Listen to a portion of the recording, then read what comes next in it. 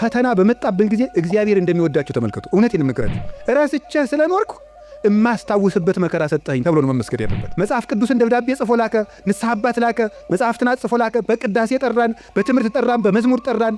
ወንድሞቻችን ሲመጡ በመከራ ጠራን፣ አልተመለስንም። መጨረሻ ላይ ደግሞ የመከራ መልእክት ይልካል። እባካችሁ ኑ ነው ለምን ነው የሚያድን አምላክ እንደ እግዚአብሔር ያለ አለን?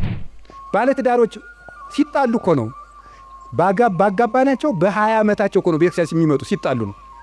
ይኸው ከተጋባን ዓመታችን ነው፣ ምላትን አትሰማኝም፣ ምንም አታዳምጠኝም ማለት ይጀምራል። ማለት 20 ዓመት ጠፍቶ ኑሮ ምናምን መከራውን ነው ተደዝድዞ ነው ዚያ መከራችን ምን ተመስገን ነው እንኳን መጣችሁ። ወወልድ ወመንፈስ ቅዱስ አሃዱ አምላክ ቅድመ ዓለም የነበረ ይህንን ዓለም በካህሊነቱ የፈጠረ ዓለምን በቸርነቱ የሚመግብ ሥጋችንን ለብሶ ያዳነን ፈጣሪያችን መድኃኒታችን ኢየሱስ ክርስቶስ ስላደረገልን ስለ ቸርነት ሥራ ሁሉ ከባሕሪ አባቱ ከአብ ከባሕሪ ሕይወቱ ከመንፈስ ቅዱስ ጋር አንድ ለምትሆን መንግሥቱ ክብር ምስጋና ይድረሰው።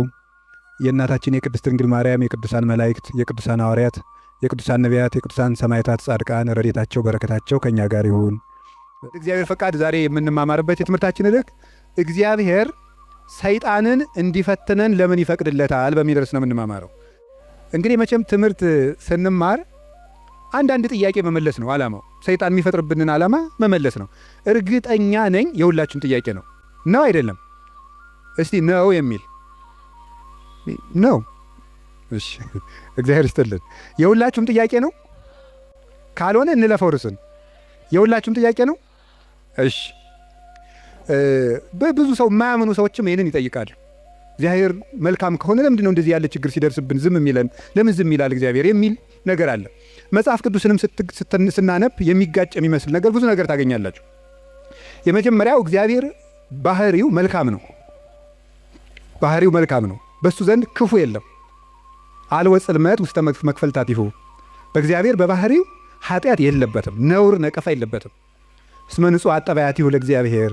የእግዚአብሔር ባህሪ ሁሉ ፍጹም ንጹሕ ነው። እግዚአብሔር ባህሪው ንጹሕ ነው። ፈቃዱ ደግሞ መልካም ነው። ኄር እግዚአብሔር ለእለ ይትዔገሥዎ ወያድኅኖሙ በጊዜ ምንዳቤሆሙ። እግዚአብሔር ለሚታገሱት ሁሉ እግዚአብሔር መልካም ነው፣ በመከራ ቀንም መሸሸጊያ ነው ይላል ትንቢተ ናሆም ምዕራፍ 1 ቁጥር 7 ላይ። እግዚአብሔር መልካም ነው፣ በመከራ ቀንም መሸሸጊያ ነው። እግዚአብሔር መልካም ነው፣ በመከራ ቀንም መሸሸጊያ ነው። ወምስካኢነ ውእቱ አምላኩ ለያዕቆብ። የያዕቆብ አምላክ መጠጊያችን ነው። ወበይንተዝ ኢንፈርህ ለማድለቅለቀት ምድር ወለመኒ ፈለሱ አድባር ውስተ ልበ ባሕር። ስለዚህ ተራሮች ተነስተው ወደ ባህር ልብ እንኳን ተነስተው ቢገቡ ወይም ቢነቀሉ አንደነግጥም፣ የያዕቆብ አምላክ መጠጊያችን ነውና። ይሄ እግዚአብሔር መልካም እንደሆነ ነው የሚያሳየው። እግዚአብሔር ያበርህ ሊተ ምንትኑ ያፈራህኒ።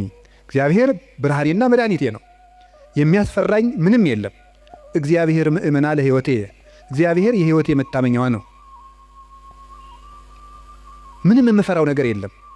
እመኒ ጸብአኒ ተአይን እይፈራህኒ ልብየ።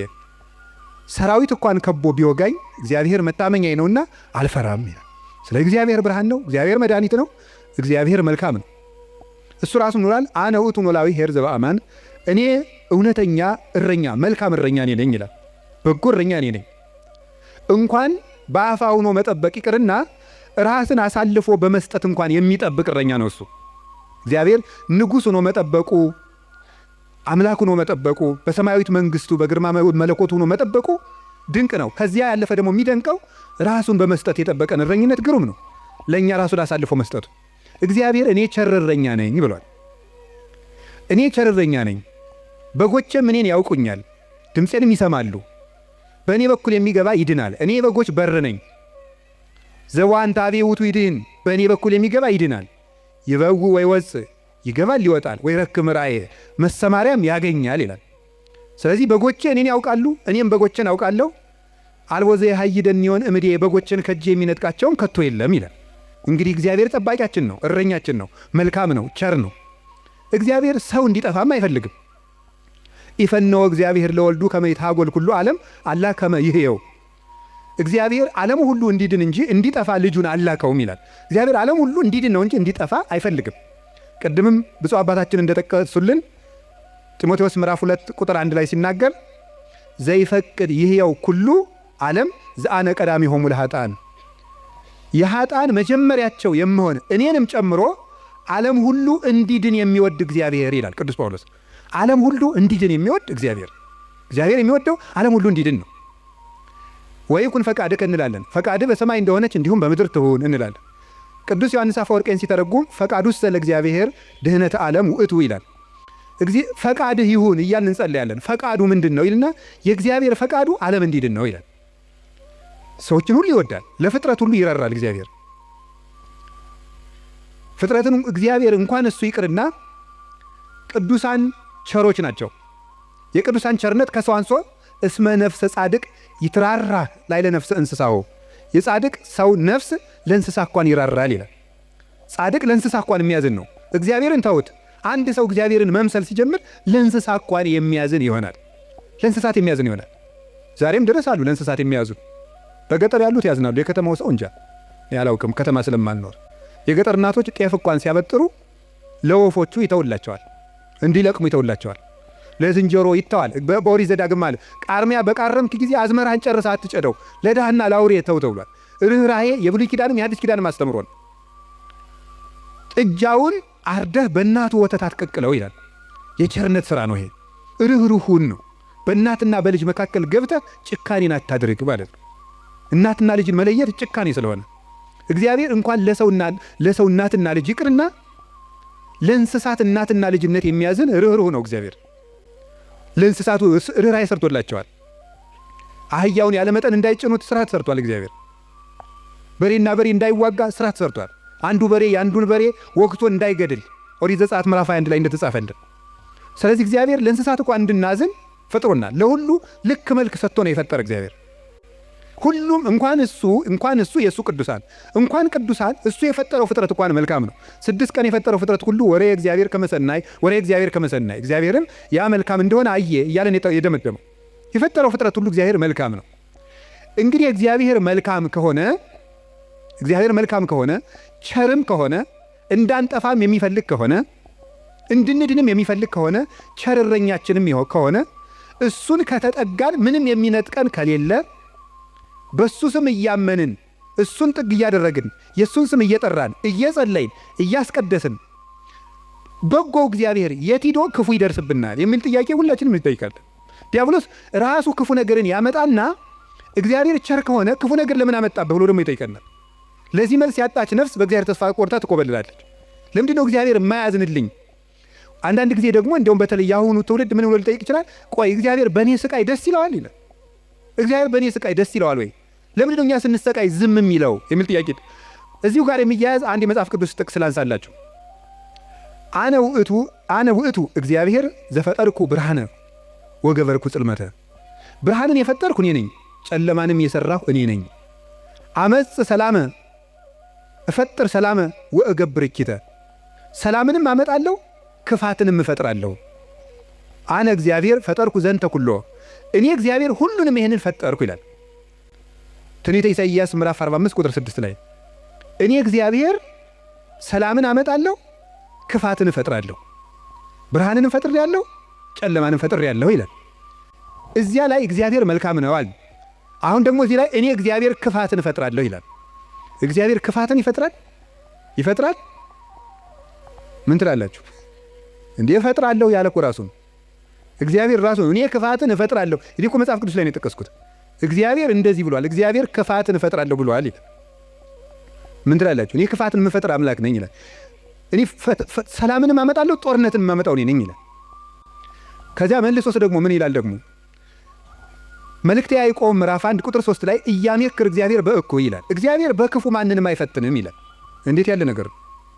እግዚአብሔር በክፉ ማንንም አይፈትንም። ኢሳይያስ ላይ ደግሞ እኔ እግዚአብሔር ክፋትን እፈጥራለሁ። አልተጋጨም? ተጋጭቷል? እሺ አልተጋጨም። አንስታሴዎስ የሚባል ሊቅ ምን ብሎ ይናገራል? መጽሐፍ ቅዱስ ተጣልቶ አያውቅም። መጽሐፍ ቅዱስ የተጣላ መስሎ የሚታየን እኛ ከመጽሐፍ ቅዱስ ጋር ስለተጣላን ነው ይላል። አንተ ከመጽሐፍ ጋር ስትታረቅ መጽሐፍ ተጣልተው አያውቁም ብሎ ይናገር። ስለዚህ እግዚአብሔር መልካም ነው። እስቲ እግዚአብሔር መልካም ነው በሉ። እግዚአብሔር ቸር ነው በሉ። ሰው ሁሉ እንዲድን ይፈልጋል፣ ይረዳናልም። ልብ በሉ። እንዲያውም ምንድን ነው የሚለው? ወይ ፈቅድ ምክንያት ለድኂን እግዚአብሔር ሰውን ለማዳን ምክንያት ይፈልጋል። ሰውን ምክንያት ፈልጎ ነው የሚያድን እንጂ ቆይ እስቲ በገሌ በምን ልፍረድበት አይደለም የሚለው። የሚያድን ነገር ከዚህ ሰውዬ ምን ላግኝ፣ እንዲሁ ምን አይቼ ልማረው ነው የሚለው እንጂ እግዚአብሔር እንዲሁ በገሌ በምን ልፍረድ ይችንም ልመዝግብ አይደለም የሚለው። ኃጢአትን ብትቆጣጠር ኑሮ በፊት ማን ይቆማል ያለ ዳዊት ይሄን ነው። ኃጢአትን ብትቆጥር በአንተ ፊት የሚቆም ማንም አይቆምም። ቸርነትን የሚቆጥር እግዚአብሔር ሰውን ለማዳን ተግቶ የሚሻ አምላክ መሆኑን የምታዩት ሰውን ለማዳን ወርቅ እፈልጋለሁ ቢል ኖሮ ወርቅ ስንት ሰው ይኖረዋል? እግዚአብሔር ግን ሰውን ለማዳን እስከ ውሃ ዝቅ ያለ አምላክ ነው። ቀዝቃዛ ውሃ የሰጠ ይድናል አለ። ምን ማለት መሰላችሁ? እስከ ትንሹ ነገራችሁ ድረስ እናንተን ለማዳን እወርዳለሁ። ውሃ ማንም ሰው ሊያገኘው የሚችለው ነው። ሌላ መንፈሳዊ ትርጉም አለው። ውሃ የሰጠ የተባለ ይላል ቅዱስ ቄርሎስ። ሰው ምንም ነገር ቢሰጥ በእግዚአብሔር ዘንድ ውሃ ነው። አካልህን እንኳን ለእግዚአብሔር ቆራርጠ ለሰማዕትነት አሳልፈ ብትሰጥ ለእግዚአብሔር ግን ውሃ እንደ መስጠት ነው። ምክንያቱም ያ አካል የራሱ ነው።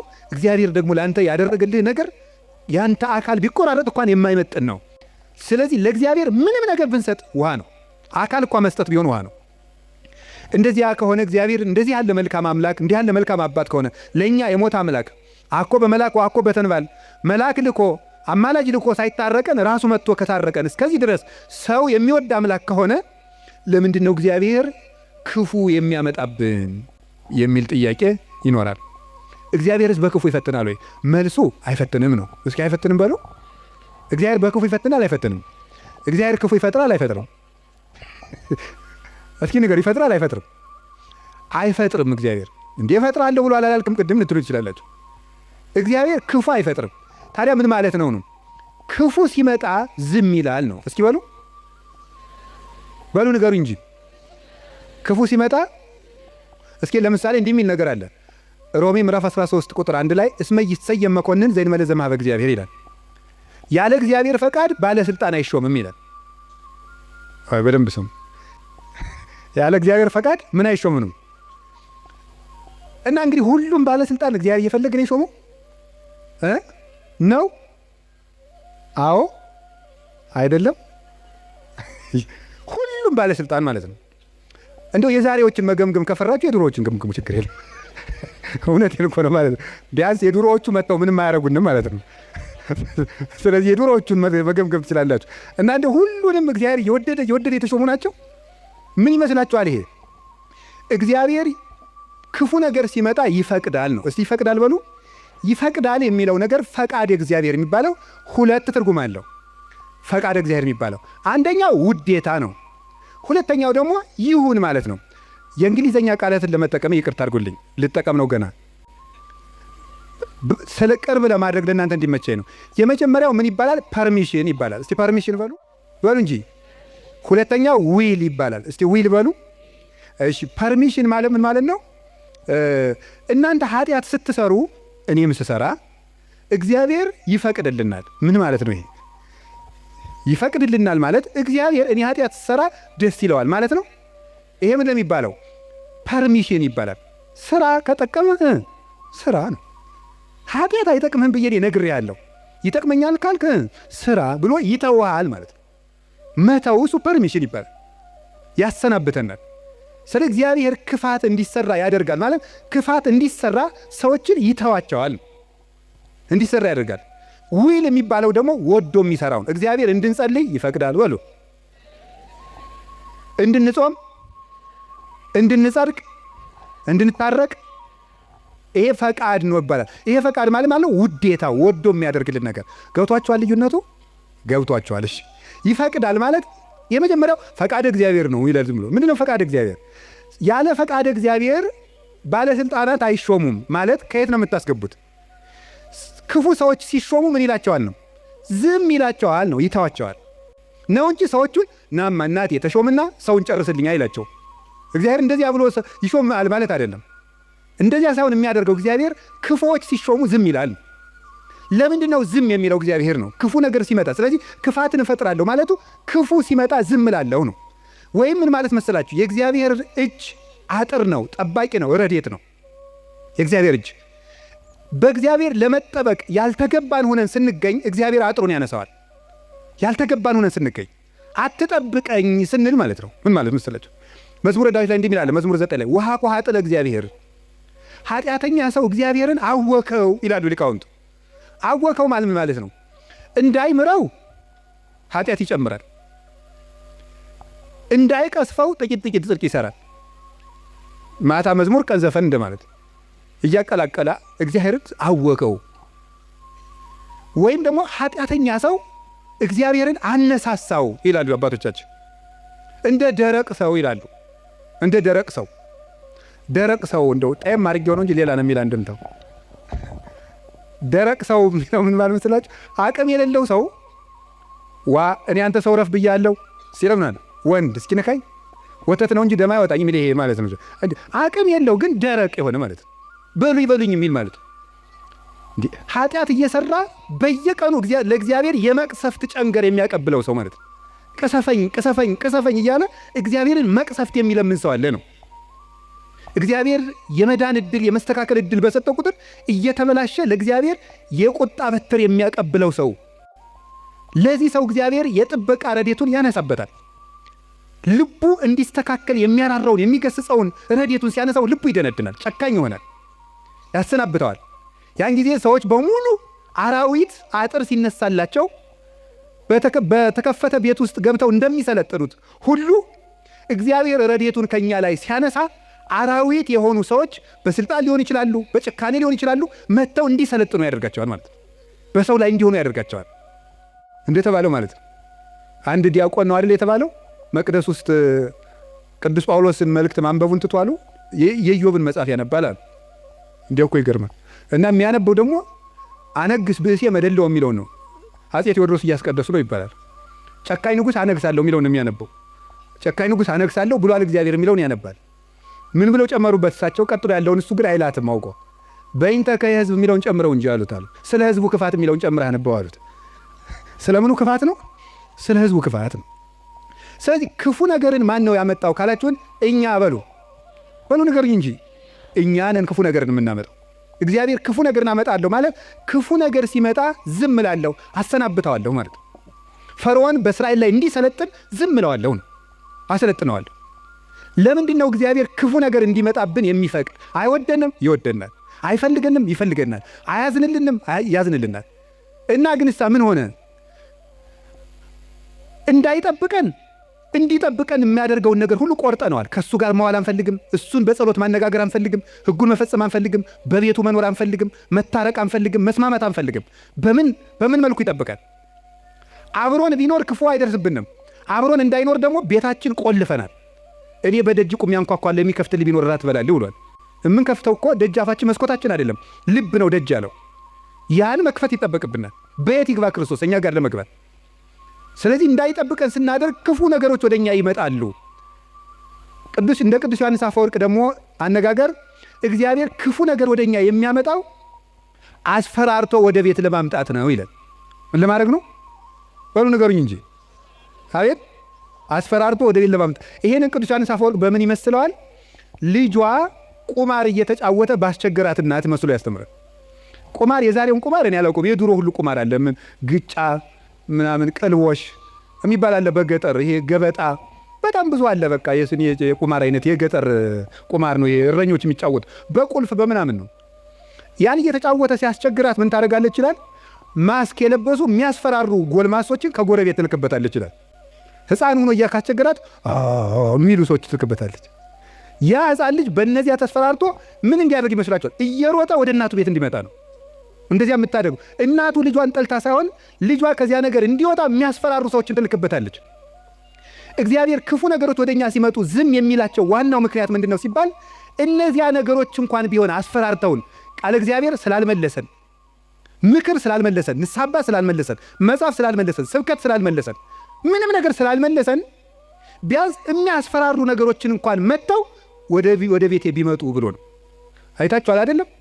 አሁን በኮቪድ ጊዜ ሰው እግዚኦ ማረነ ክርስቶስ እግዚኦ እንደዚህ ያን ጊዜ እኮ ታምር ነው። እኔ እንደውም ይገርማቸዋል።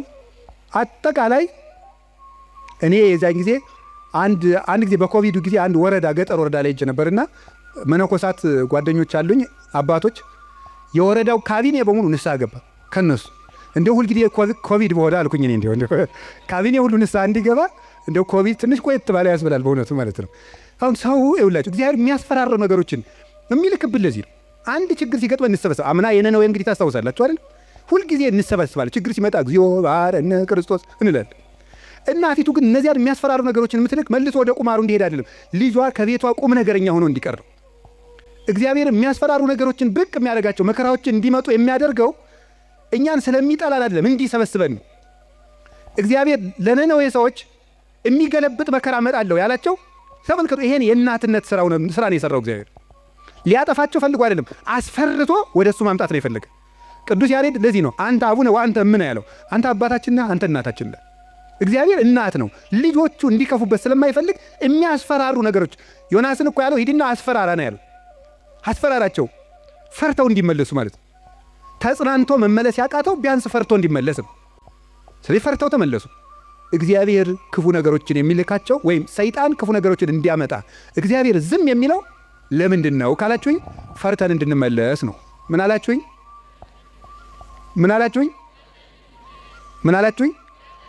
አንዳንድ ጊዜ ሕፃኑን ስናስቸግር ትዝ ይላችኋል። ለከተማ ሰው እዚህ ምሳሌ ቅርብ አይደለም። አንተ ነዚያ ምድጃ እየቆሰቆስክ ያደግከው፣ እኛ ስቶቭ ነን እንዳትሉ። እኛው ምድጃ ሲነድ ድሮ እሳት እማማ እያልን እናስቸግራለን። እሳት እኮ ነው የምንለምነው። ከዚያ መጨረሻ ላይ እምቢ ካል ኡፍ እያሉ ያስፈራሩናል። እምቢ ካልና አይ እንግዲህ ቀመሰው ብለው ተርኮስ ያደርጉናል። ድግም ቀን እሳት የሚባል አንቀምሳትም ከዚያ በኋላ ማለት ነው። እግዚአብሔር እንደዚያ ነው፣ እፉ ይለናል። እናታችን አባታችን ስለሆነ መመለስ ካቃተን አንዳንድ ጊዜም ተርኮስ ያደርገናል። ድግም ቀን እንዳይደግመን ማለት ነው። እና እግዚአብሔር ስለሚጠላን እንዳይመስላችሁ። እኔ እውነቴን እኮ ነው። እንዴት አድርጎ እንደሚወደን ተመልከቱ። አሁን እናት ልጇን በእሳት መተርኮስ ፈልጋ ነው አይደለም። ልጄ ጨርሶ ከሚቃጠል እንደው ትንሽ ይተኩሰውና ለሌላ ቀን እንዳይቃጠልብኝ ነው ነገሩ እኮ።